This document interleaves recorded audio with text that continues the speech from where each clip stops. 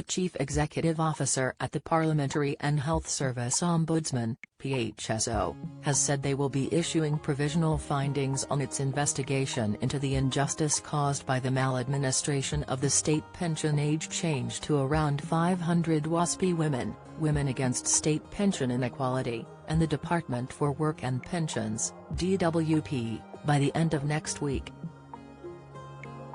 Chief Executive Officer at the PHSO, Rebecca Hilsenrath, told the Public Administration and Constitutional Affairs Committee, PACAC, on Tuesday, "We are now at a stage where we are intending to share with all the pirates our provisional views on the investigation by the end of next week.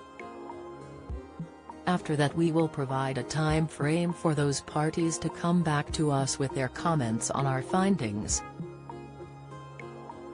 It's important to be aware the parties mentioned are the DWP and the women who have taken their case to the PHSO.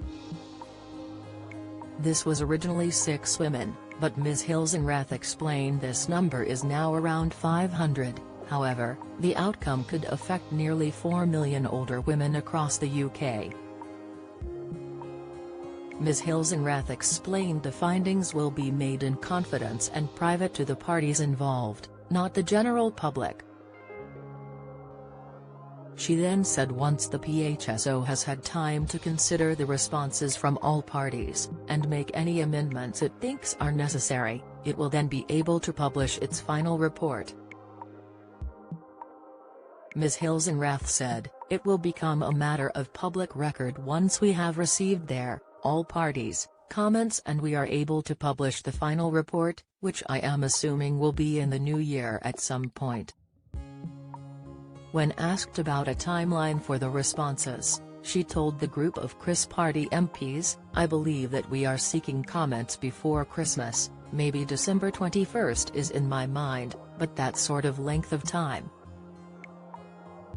We are deliberately giving more time than we normally would because we understand the importance of the matter."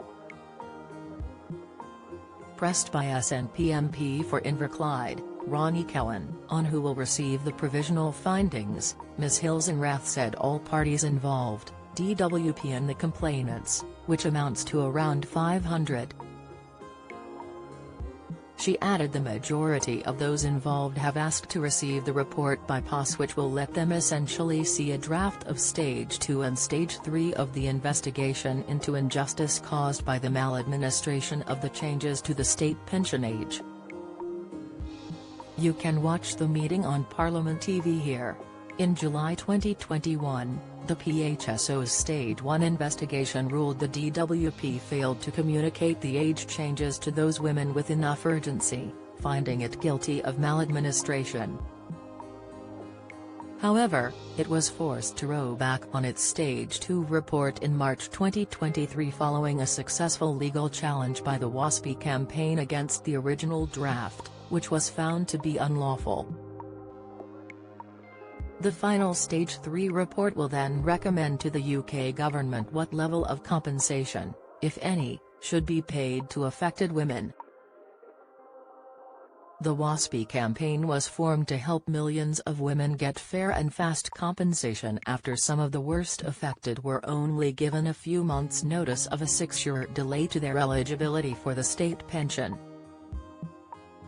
Get the latest record money news. Join the conversation on our Money Saving Scotland Facebook group for energy and money saving tips, the latest benefits news, consumer help and advice on coping with the cost of living crisis. Sign up to our Record Money newsletter and get the top stories sent to your inbox daily from Monday to Friday, including a special cost of living edition on a Thursday. Sign up here. You can also follow us on X, formerly Twitter, at @recordmoney_ for regular updates throughout the day. Recent WASPI research suggests nearly 4 million women, mostly born in the 1950s, saw their retirement plans plunged into chaos at the last minute, after the DWP increased the state pension age from 60 to 65, and later 66. Join the Daily Records WhatsApp community here and get the latest news sent straight to your messages.